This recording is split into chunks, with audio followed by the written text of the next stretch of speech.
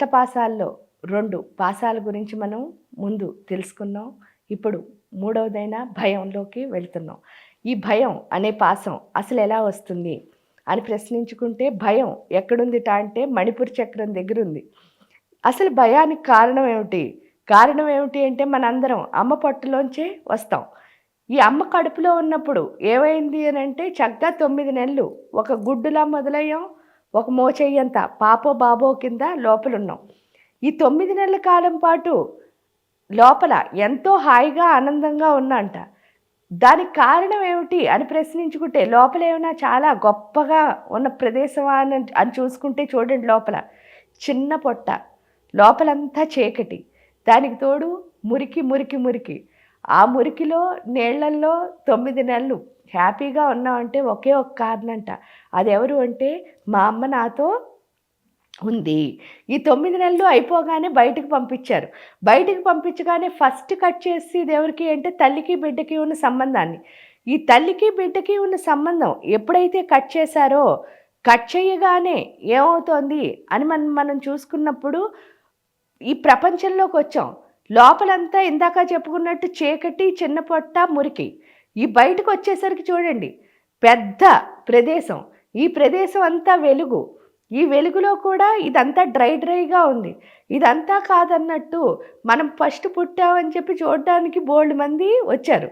ఈ ఈ ఫార్మ్స్ అన్నీ మనం ఎప్పుడు ఈ కడుపులో చూడలేదు. ఇన్ని రూపాలను ఒకేసారి పైగా ఇంత కొత్త వింతలన్నీ ఒకేసారి చూసినప్పుడు నాతో ఎవరు లేరు అని ప్రశ్నించుకుంటే ఎవరు లేరట అంటే అమ్మ లేదు అని తెలిసిందిట. ఎప్పుడైతే అమ్మ లేదు అని తెలిసిందో ఇంత పెద్ద ప్రపంచంలో నేను ఒంటరి అనుకుంటూనే బతుకుతా అంట. అందుకే చుట్టూ ఎంతమంది ఉన్నా సరే మనం ఎప్పుడూ ఒంటరిగానే బతకడానికి కారణం ఏమిటి అంటే పుట్టడమే. ఆ బొడ్డు కోసిన క్షణం నుంచి మనం ఒంటరిగానే బతుకుతున్నాం. ఆ ఒంటరి, ఒంటరి, ఒంటరి అన్న ఇన్‌సెక్యూరిటీ భయం ఏదైతే ఉందో ఆ భయంతో పెరిగి, పెరిగి, పెరిగి పెద్దవుతున్నాం.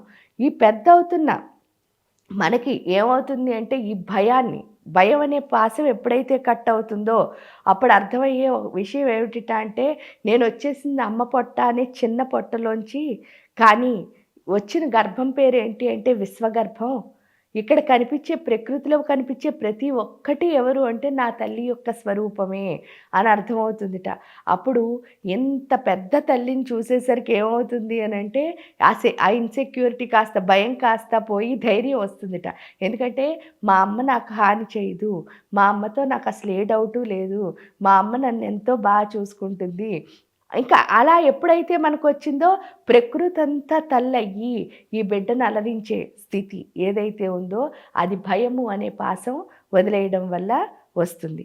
ఇంకా జుగుప్స. ఈ జుగుప్స 4గో పాశం జుగుప్స. ఈ జుగుప్స అంటే అర్థం ఏమిటి అంటే మన లోపల చాలా చాలా చాలా ఇరిటేషన్స్ ఉంటాయి.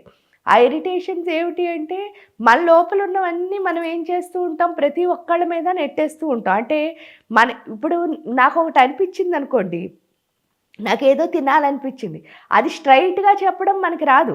మనకి రాక ఏమంటాం, పలానా వాళ్ళు ఎవరో మన పక్కన నుంచున్నారు పాపం. నుంచుంటే "ఏం నువ్వు తింటావా?" అని అడుగుతాం. తింటావా అని అడిగితే అర్థం ఏమిటి అంటే వాడు మననొచ్చి అడగలేదు. వాళ్ళకి కాలంటే వాళ్ళు మనని అడుగుదురు కదా! నేనెళ్ళి అడిగాను అంటే అది ఎవరి లోపలుంది? నా లోపలుంది. అది మనకు అర్థమవ్వదు. వాడు తిన్ను అనగానే మనకేమొస్తుంది అంటే మళ్ళీ కోపమొచ్చేస్తుంది. ఎందుకు అంటే చూడు నేను అడిగినా వాడు ఒప్పుకోలేదు.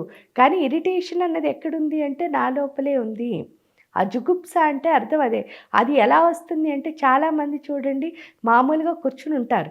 కూర్చునుండగా సడెన్‌గా ఇలా ఇలా అంటూ ఉంటారు. అదేంటి అంటే ఆ షేక్ ఏదైతే లోపలొస్తుందో అదే జుగుప్స. అది ఎలాగా అంటే మీకు చాలా మనం చేయాలనుకున్న పని ఏదైనా ఒకటి చేయాలనుకున్నాం. దాని మీద పూర్తిగా మనకు కాన్ఫిడెన్స్ లేదనుకోండి. ఆ పని మీద పూర్తిగా కాన్ఫిడెన్స్ లేనప్పుడు ఏమవుతుంది ఫ్రెండ్స్ అని చెప్పి చాలామందిని అడుగుతాం. అడిగిన తర్వాత చెయ్యొద్దనే వాళ్ళు ఉంటారు. చెయ్యనే వాళ్ళు ఉంటారు. మనకి ఏది ఎక్కువ మోతాదులో వస్తే అది చేస్తాం. చేసిన తర్వాత అదే పని ఇంకెవరైనా చేసి కనుక సక్సెస్ అయ్యారనుకో, ఇది నేనే చేద్దాం అనుకున్నాను. కానీ పలానా వాడు చెయ్యొద్దనడం వల్ల మానేశాను అని అంటాం. అంటే మనకేంటి అంటే ఆ పక్క వాళ్ళ మీద నెట్టేసే లక్షణం ఏదైతే ఉందో అది ఈ జుగుప్స అనే పాశం పోవడం వల్ల మనకి వస్తుందన్నమాట. ఇది ఎప్పుడైతే వచ్చింది అంటే ఈ చూడండి మన లోపల ఉన్న ఒక్కొక్క చెడ్డ గుణం ఏ విధంగా అయితే ఈ పాసాల చుట్టూ తిరుగుతూ, అందుకే అమ్మవారిని పశుపాశ విమోచని. పశుపాశ విమోచని అంటే పాశాలను దేంతో పోల్చారు అంటే పశువుతో పోల్చారు. ఇక్కడ పశువులా ఉన్నంతసేపు మనం ఎవరిని చేరుకోలేము అంటే అమ్మవారిని చేరుకోలేము. ఎందువల్ల అంటే ఇక్కడ రెండే దారులట ఉపాసనలో దేవతను చేరాలి అంటే. అయితే పసిపిల్లల కింద ఉండాలి లేదా పశుపతి కింద ఉండాలట. పసిపిల్లల కింద ఉండడం అంటే అర్థం ఏమిటి అంటే ఇన్ఫాంట్స్, వాళ్ళకి అసలు ఏమీ తెలియదు. 2 గంటలకోసారి వాళ్ళ అమ్మ పాలిస్తే తాగుతారు. తర్వాత కడుపు నొప్పి వస్తోందని తెలీదు, తలనొప్పి వస్తోందని తెలీదు, నిద్ర వస్తోందని తెలీదు, ఏడుపు ఏమీ తెలీదు. అన్నీ ఎలా అంటే వాళ్ళ అమ్మ ఏం చేస్తే అదే. టైంకి స్నానం చేయించింది. పిల్ల ఏడుస్తోందనుకో, కడుపు నొప్పి వస్తుందేమో అని ఆవిడ కడుపుకి చేస్తే కడుపుకి, కాలికి చేస్తే కాలికి. అంతేకాని ఏది ఎక్స్ప్రెస్ చేయడం తెలీదు. అమ్మ ఏం చేసినా సరే స్వీకరించడం మాత్రం తెలుసు పసితనంలో. ఆ స్వీకరించే లక్షణం ఎప్పుడైతే ఉందో అంటే దేవత ఏది ఇస్తోందో ప్రతిదాన్ని యాక్సెప్ట్ చేసే లక్షణం ఏదైతే ఉందో దాన్ని పసితనము అంటారు. ఆ తనంలో ఉన్న దేవుడు మనకి దగ్గరగా ఉంటాడట. లేదా పశుపతి అంటే ఎవరు అంటే శివయ్యలా మారాలంటే పూర్తిగా జ్ఞానం అంటే అమ్మ అంటే ఏంటో పూర్తిగా అర్థం చేసుకునే స్థితి. ఇక్కడ అమ్మ అని ఎందుకు చెప్పాల్సి వస్తుంది అంటే ఈ సృష్టిలో మానవుడని కాదు, ఏ జీవికైనా నిజం ఏదైనా ఉంది అంటే అది ఒక్కటేట. అదేంటి అంటే నేను పలానా కడుపులోంచి వచ్చాను అన్నదే.